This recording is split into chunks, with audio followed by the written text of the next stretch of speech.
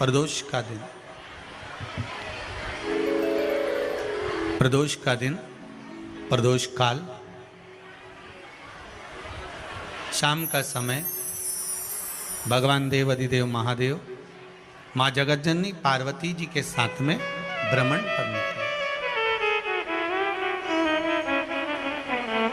देखिए, अगर प्रदोष का व्रत नहीं कर सकते, प्रदोष के दिन आप व्रत नहीं कर सकते, मान लो आपसे भूखा नहीं रहा जाए, प्रदोष का व्रत नहीं कर सकते, प्रदोष के दिन आप भूखे नहीं रह सकते, मंदिर भी नहीं जा सकते, दिया भी नहीं लगा सकते, तो शिव महापुराण की कथा कहती है कि प्रदोष के दिन, प्रदोष काल में अपने ही दरवाजे के पास में देवाधिदेव महादेव का स्मरण कर कर लक्ष्मी की वृद्धि के लिए,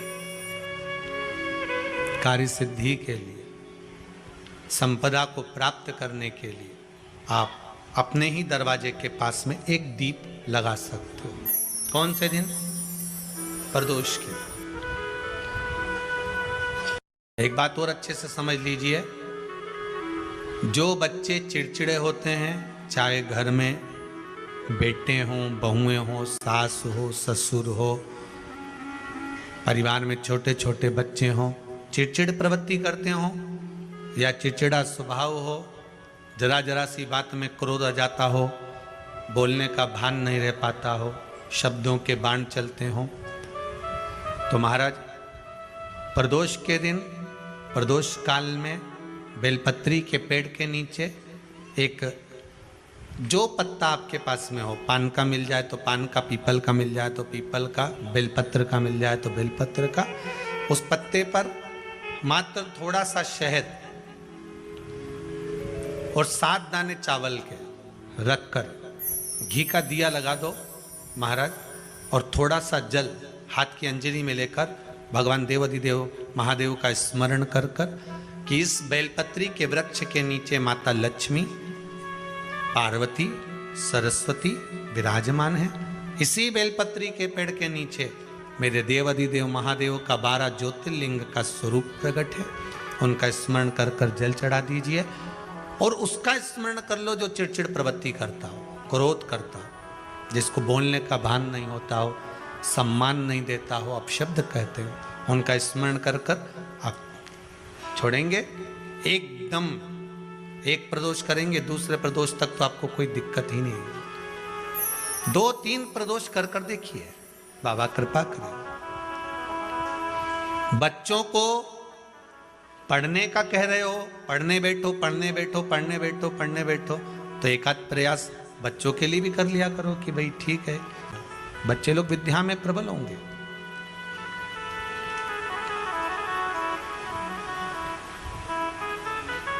शिव उपासना का जो फल है वह 1000 गुना।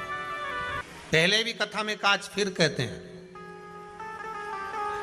शिव मंदिर में जल बाद में चढ़ाना, शंकर के मंदिर में जाकर पंचामृत स्नान बाद में कराना, शंकर जी के मंदिर में जाकर पूजन बाद में करना, पहले थाली एक और रखकर शिव मंदिर में झाड़ू, पोछा या जो बेलपत्री, निर्माल्य जो भी रखा हो, उतरा हुआ सामान, उसको भरकर कहीं एक और जहाँ मंदिर वाले रखते हों वहाँ ले जाकर रख दो। झाड़ू पोछा एक बार जरूर। पूजन करने से पहले सबसे पहले सफाई का ध्यान रखो और एक विश्वास रखना, आप मंदिर की सफाई नहीं कर रहे हो, फिर निवेदन करूंगा आपको, आप मंदिर की झाड़ू नहीं लगा रहे हो, आप मंदिर की सफाई नहीं कर रहे हो, आप मंदिर में पोछा नहीं लगा रहे हो। जितना हाथ आप मंदिर में फेर रहे हो सफाई के लिए, उतना आपके जीवन में जितना दुख है, जितनी तकलीफ है, जितना कष्ट है, जितनी बीमारी है, उस पर हाथ फेर रहे हो, मंदिर में नहीं फेर रहे हो। नहीं तो सारी दुनिया में जितने मंदिर हैं, सारे मंदिरों में ट्रस्टियों ने कुछ ना कुछ लगा के रखा है। स्वीपर आता है, साफ करके जाता है, ये आएगा सफाई कर कर जाएगा, पंडित जी होंगे तो बुआरी लगा देंगे, पंडित जी होंगे सफाई कर देंगे। उन्होंने तो पंडित जी को बोल के रखा कि साफ कर दो, पंडित जी करते भी हैं, पर पहला फर्ज आपका है कि आप मंदिर में आए हो तो पहले आप सफाई करो। क्यों? क्योंकि हम उसका द्वार साफ रखें।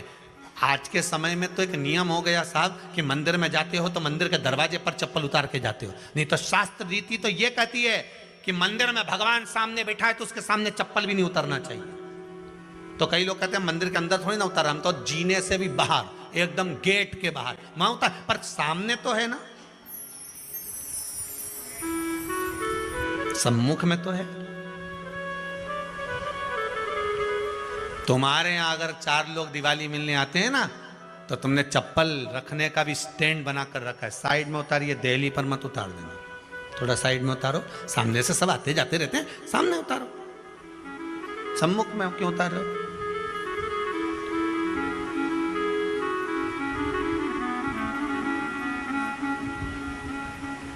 थोड़ा द्वार पे से दूर उतारिए।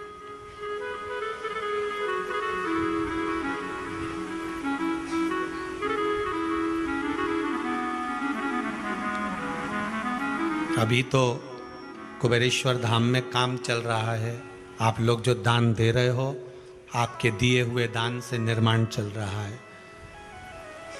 अभी तो आप पहनकर जूता चप्पल भी अंदर आ जाते हो, भले दूसरे मंदिरों में चप्पल पहनकर हमने देखा है, आधिकाधिक मंदिरों में, ब्रजभूमि पर भी बहुत मंदिरों में लोग अंदर जूता पहनकर चले जाते हैं, पर जब तक बाबा नहीं बैठा तब तक तो आप पहनकर आ रहे हो।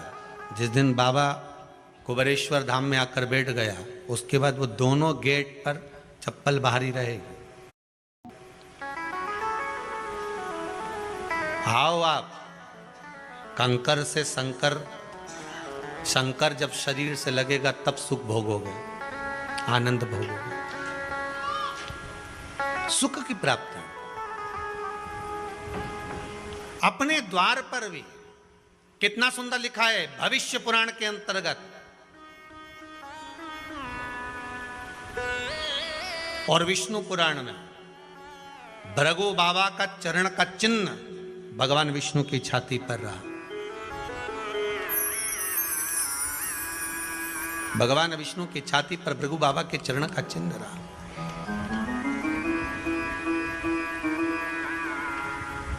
चरण का चिन्ह। अब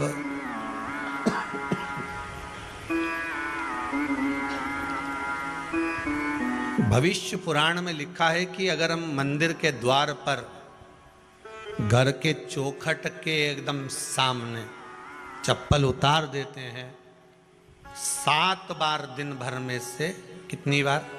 7 बार विष्णु पुराण कहती है ऐसा कोई दिन नहीं होता जिस दिन दरवाजे पर 7 बार लक्ष्मी आकर खड़ी नहीं होती हो। कल एक कथा कही थी आपको कि प्रत्येक मनुष्य के भाग्य में सुख लिखा है, केवल मंथन करना। भविष्य पुराण कहती है 7 बार लक्ष्मी प्रत्येक मनुष्य के दरवाजे पर जाकर खड़ी होती है, पर द्वार पर चप्पल पड़ी होने के कारणवश वो लौट कर चली जाती है। बहुत ध्यान दीजिएगा महाराज, थोड़ा सा आपको बुरा लगेगा, लग जाए, पर शिव पुराण है, जीवन संवार देगी तो अच्छी बात है, जीवन संवार दे तो अच्छी बात है। मंदिर के द्वार पर हम जब चप्पल छोड़ते हैं, जिस मंदिर की चौखट पर चप्पल छोड़ी है, आप जितनी देर आराधना में लगे रहते हैं उतनी देर तक आपकी चप्पल पर जितने लोग लांग कर जाते हैं, जितने लोग लांग कर प्रवेश करते हैं, उसका भी दुख आपके भाग्य में आता चले जाता है। ध्यान दीजिएगा जरा, चप्पल का भविष्य पुराण में पढ़िएगा कभी कि पादुका का महत्व क्या है, पादुका किस ओर उतारना चाहिए, पादुका को कहाँ रखना चाहिए, किस जगह पर बुआरी झाड़ू को रखना चाहिए, किस जगह पर चलनी को रखना चाहिए, सुई उस सुई को जिस हाल में सब बैठते हैं उस हाल में क्यों रखा जाता है? सुई तो इतनी सी है, पर जिस हाल में सब बैठते हैं उस हाल में ना तो झाड़ू रखते हैं, उस हाल में ना चलनी रखते हैं। भैया क्यों नहीं रखते? कारण क्या है कि जिस हाल में सब बैठकर बात करें, आवक जावक की बात हो, व्यापार की बात हो, लक्ष्मी की बात हो, प्रेम स्नेह की बात हो, आपस में बैठकर सब चर्चा कर रहे हो, अगर वहां छलनी होगी, झाड़ू होगी, तो बैठे बैठे बात करने में विवाद चालू हो जाएगा। 15-20 मिनट तुमने बहुत प्रेम की बात करी, अच्छे से बात करी, पति पत्नी बहुत प्रेम की बात कर रहे थे, मालूम पड़े बात करते करते से कब झगड़ा उत्पन्न हो जाए तो समझ में नहीं आया। हमारी बहू को क्या हो जाता है, बैठे बैठे बात करते करते झगड़ा कर देती है, जरा सी बात में झगड़ा चालू हो जाता है। कारण क्या है, जिस हाल में तुम बैठ रहे हो, जिस कमरे में तुम बैठ रहे हो, जिस हाल के अंदर सब बैठकर चर्चा करते, बात करते, चित्त करते, आपस में बैठकर सब लोग एक दूसरे के बातचीत करने बैठे हैं, आय व्यय देखने बैठे हैं, दुकान व्यापार की बात करने बैठे हैं, उस जगह पर भी झगड़े का क्रम कहां से आ गया, एक ना एक का मुंह क्यों फूल गया, कारण क्या था, कोई बात टेंशन क्यों आ रहा है, मतलब उस हॉल में या तो चलनी रखी है या झाड़ू रखी है, भले तुमने सोफे के नीचे फंसा दियो, भले तुमने पीछे फंसा दियो, पर पड़ी जरूर है, रखी जरूर है, कहीं ना कहीं पड़ी होगी। क्यों कहते हैं कि जिस हॉल में आप बैठ रहे हो, जहां पर आप संपदा की बात कर रहे हो, दौलत की बात कर रहे हो, व्यापार की बात कर रहे हो, व्यवसाय की बात कर रहे हो, उस हॉल में अगर कहीं कैलेंडर टंगा हो, कोई सामान ऐसा रखा हो, कोई पर्दा ऐसा लगा हो, कोई चीज ऐसी लगी हो, तो उसमें एक सुई उसमें रख दीजिए। क्यों कहते हैं, हमारे यहां दूल्हा भी जाता है ना, तो उसका जो साफा बनता है या जूता उसको पहनाते हैं, उस तक में पिन टच करके भेज देते हैं। बोलो सही है कि गलत है? दूल्हा तोरण लगाने जा रहा है, दूल्हा तोरण देने जा रहा है, तो उसके जूते में भी पिन घुसेड़ कर भेजते हैं, पिन लगा कर भेजते हैं, उसके साफे में पिन लगा कर भेजते हैं। एक भले सुई नहीं लगाएंगे तो आल पिन लगा कर भेज देंगे। क्यों भेजते हैं, उसका कारण क्या, कि लक्ष्मी को लेने जा रहा है, संपदा लेने जा रहा है, और जिसको वो ब्याह करने जा रहा है उसका संबंध सुई और धागे के संबंध जैसा हमेशा सिला हुआ होना चाहिए, उधेड़ा ना जाए, कैंची जैसा कटा हुआ नहीं होना चाहिए। एक एक प्रमाण को जरा देखो तो। पर दुनिया के लोग कहते हैं साहब हमारे यहाँ तो सुख नहीं है, शांति नहीं। शांति तुमने भंग करी, कोई दूसरा भंग करा। चप्पल उतार दी दरवाजे पर, मंदिर के द्वार पर। हम तो यहाँ तक कहेंगे पशुपति व्रत करने जा रहे हो, पशुपति व्रत को धारण करने जा रहे हो, एक सोमवार मत पहनो चप्पल, जब मंदिर जा रहे हो तब दिन भर पहनो, मंदिर जाओ मत पहनो। कोई जरूरी है कि मंदिर पहनने चप्पल पहनना जरूरी है? मत पहनो। मंदिर के द्वार पर जहां भगवान विराजे हैं उसके द्वार पर अगर आपने चप्पल उतारी है, आप तो अंदर चले गए, पर जितने लोग लांग रहे हैं उसका मालूम, उसका स्मरण कितना कितना गया। छाता, चप्पल, आसन, मांग का टीका, इसका भी वर्णन पहले कर चुके हैं कथाओं में, आप लोगों ने सुना होगा। छाते का भी वर्णन किया, किसी का छाता बारिश में तुम लेकर आ गए, पानी गिरने लगा, जी जी तुम्हारा छाता देना, छाता तो लेकर आ गए, पर जितने दिन तुम्हारे घर में रखा हुआ है उतना दिन तक हिसाब लगा कर रखना कि 15 दिन रखा तो तैयारी रख लेना, 15 दिन में कितने घंटे हुए, कितने घंटे कितने पल, उतना आपको दुख भोगना पड़ेगा।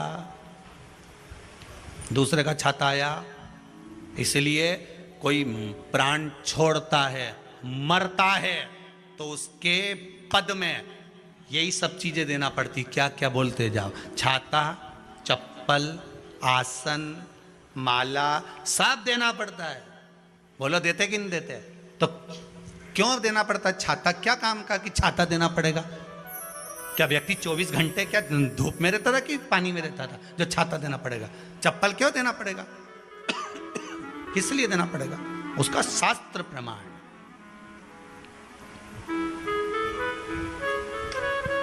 जरा सा राजा परीक्षित ने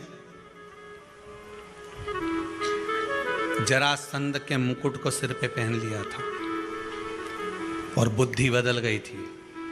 शमीक बाबा के गले में मरा हुआ सर्प डाल दिया था।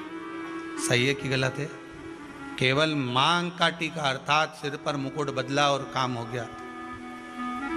बहुत ध्यान देना पड़ता है महाराज, बहुत ध्यान देना पड़ता है।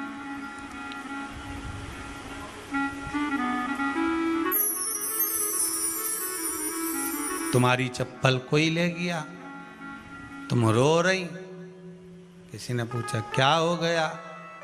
मेरी चप्पल कोई ले गया था, फिर मैं दूसरे की ले गई।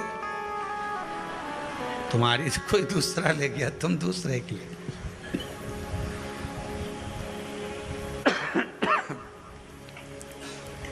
नहीं भाई,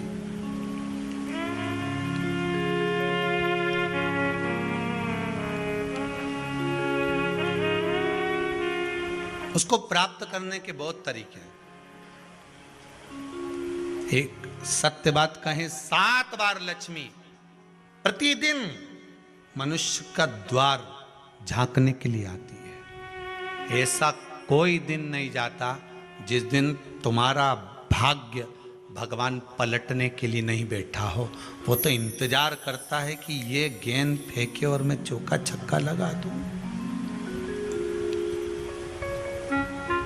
वो कहते हैं ना, 1 ओवर में कितनी गेंद फेंकते हैं? जम के बोलो। अरे 1 ही फेंकते हैं। 1 ओवर में कितनी गेंद फेंकते हैं? 1। वही गेंद बार बार फेंकते हैं ना। गेंद तो 1 ही है नहीं। वो तो बार बार गिना है तो 6 बार गिना, तो फेंकी तो 1 ही है कि बदल बदल के फेंक दी, पीली नीली हरी गुलाबी। नहीं, 1 ही है।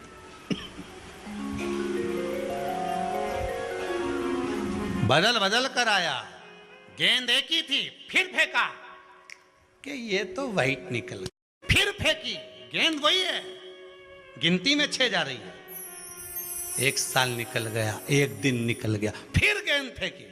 अरे साहब 1 भी रन नहीं बना, फिर फेंकी, अभी भी नहीं बना, फिर फेंकी तो के बाउंड्री तक तो पहुंच गई है। अब की बार जो फेंकी तो के ऊपर से निकल गई, सीधे 6 पे पहुंच गई। भगवान भी ये कहता है, 1 ही गेंद है, 6 बार फेंकी है। शास्त्र कहता है 7 बार दरवाजे पर लक्ष्मी आती है, मौका देखती है कि कब मौका मिले मैं इसके घर में प्रवेश कर जाऊं। पर कभी कभी ये निंदा करती दिखती है, कभी बहू की चुगली करती दिखती है, कभी टीवी में मन लगाए दिखती है, कभी सुई धागा लेके बैठी मिलती है, कभी झाड़ू लगाती फिरती है, कभी दरवाजे पे चप्पल खुली मिल जाती है, कभी कुछ मिल जाता है। मैं बार बार आती हूँ, अब नहीं माने तो मैं कई करूँ, मेरे को तो जाना पड़ेगा। मेरे को तो जो नियम है, सर्विस करने वाला, नौकरी करने वाला तो टाइम पे आएगा। तुम भले कंप्यूटर चलवाओ, चाहे मोबाइल उड़वाओ, चाहे तुम लिखा पढ़ी करवाओ, बोलो सही है गलत है, उसको तो करना है। बोलो साहब क्या करना पड़ेगा, लग जाओ कंप्यूटर पे, लग जाओ, उठाओ मोबाइल, ये तो उसको तो करना है। वो तो टाइम पे पहुंच गया 9 बजे। लक्ष्मी जी भी टाइम पे आती है। आई दरवाजे पे क्या देखा उसने कि ऐसा ऐसा है। कई की तो आदत पड़ी, रोटी घर में बना हुआ सारा दाल चावल सब्जी वब्जी जो बच गई उठा के मैं दरवाजे के पास में रख के आ गई। लक्ष्मी जी सोचे बताओ, ऐसा तो पहले से रख, अंदर चली गई और ऐसा खिला दिया तो मैं तो नहीं जाऊं। लक्ष्मी जी वापिस चलती। कई लोगों की आदत, आटा छना हुआ, ऊपर की जो चापड़ थी, उनने कहा गाय खा के चली जाएगी, ओटला पे पटक के आ गए। लक्ष्मी जी इतने में आई कि चापड़ तो यहाँ पटक के चली गई। मैं काय को जाऊं, छलनी में से जा उधर, नहीं जाऊं। कितना कितना कहा है महाराज। केवल 1 दिन का इंतजार रहता, दिवाली आए लक्ष्मी जी महाराज घर आएगी ने, लीप लिया ने, पोत लिया ने, मांडना भी मांड लिया, लक्ष्मी जी का पाँव भी मांड लिया ना, कमल का फूल भी मंगवा लिया, गेंदा की माला भी बुलवा ली, सारी गेंदा वेंदा की माला दरवाजे पे भी लगा दी। चौक मोक पूर के बेटी इंतजार में, लक्ष्मी जी आएगी, लक्ष्मी जी आएगी। लक्ष्मी जी बोली मैं तो रोज आऊँ री जी, मैं तो रोज आऊँ, पर कई करूँ थारी बुद्धि काम नहीं करे, मैं कई करूँ, मैं तो रोज आऊँ। फिर के लक्ष्मी मैया अब की बार आ गई तो जाजे मती रही, बड़ी तकलीफ में हूँ। लक्ष्मी जी बोली नहीं जाना तो पड़ेगा, दिवाली का दिन है, हमारे 10 के घर जाना पड़ता है, बड़ी मुश्किल से तो गुजिया पपड़िया मिलता है, नहीं जाऊंगी तो अच्छा नहीं लगेगा, तो जाना तो पड़ेगा, पर रोज आऊंगी, प्रतिदिन आऊंगी। तू अगर मुझे रोक सकती है और अपने घर में बुला सकती है तो बुला ले, और आऊंगी मैं प्रतिदिन और जाऊंगी भी मैं प्रतिदिन। लक्ष्मी आती भी खूब है और जाती भी खूब है, एक जगह टिकती कभी नहीं है, बस उसको बुलाने का तरीका होना चाहिए।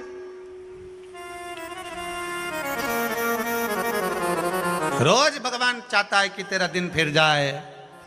कथाओं में भी आप लोग बोलती हो, आंवला नवमी वगैरह की बोलना, जैसे ही का दिन फिर या, ऐसी बोलती हो ना कथा, कहानी सुनती हो जब, कैसे बोलते हो कहानी सुनने के समय पे, जैसा ही का दिन फिर यानी वैसा हमारा दिन फिर जे माता, ऐसा कर जे माता। तो माता जी बोले मैं तो रोज का दिन फेरूं तेरा, तो काहे के चिंता करे री कमला, काहे चिंता करे, मैं तो रोज का फेरूं, तू सुधरे तो मैं तो बिल्कुल तैयारी में। ब्राह्मण बेलपत्री को भर रहा था, बेलपत्री ब्राह्मण भर रहा था। पार्वती जी ने शिव जी से कह दिया इसके पास कुछ भी नहीं, आपका भगत है ये, आपका भगत है, इसके पास कुछ भी नहीं है, आप कृपा नहीं करोगे? शंकर भगवान बोले आज प्रदोष का दिन है, प्रदोष काल में ये मेरी सेवा में लगा है। सुनो पार्वती, जितनी बेलपत्र इसने उठाकर रखी है वो बेलपत्र स्वर्ण मुद्रा के बराबर हो जाएगी, तू चिंता मत कर।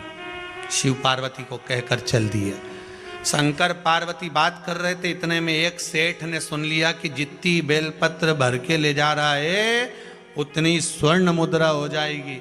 बनिया ने सुन ली, सेठ ने सुन ली, तो जैसे ही शंकर पार्वती गए, सेठ जी उस ब्राह्मण के घर चले गए, 100 सोने की मुद्रा देकर कहा जितनी बेलपत्र है चढ़ी हुई मुझे दे दे। जो चढ़ी हुई बेलपत्र है वो मुझे दे दे। महाराज की जिंदगी में कर्जा ही कर्जा डूबा हुआ है, कर्जे में लदालूम हो और कोई उन्नति हो ही नहीं रही, बहुत कष्ट में हो गए। तो प्रदोष के दिन बेलपत्री के वृक्ष के नीचे दीप लगाएं, शिव जी के मंदिर में जाकर दीप लगाएं और अपने घर के दरवाजे पर दीप लगाएं। प्रदोष के दिन बेलपत्र के वृक्ष के नीचे लगाया गया दीपक, शिव मंदिर में लगाया गया दीपक और अपने दरवाजे पर लगाया गया दीपक, ये तीनों जब एकाग्रित भाव से दीप लगाए जाते हैं तो ब्रह्मा विष्णु महेश हमारे कार्य की सफलता देते ही हैं, उसमें अटकल नहीं है। दुनिया में जाकर बोलिया है, जगह जगह जाकर प्रार्थना कर ली, निवेदन कर लिया, तो भी तुम्हारा अगर कोई काम ना बने तब एक काम जरूर करना, एक बेलपत्र, एक शमी पत्र,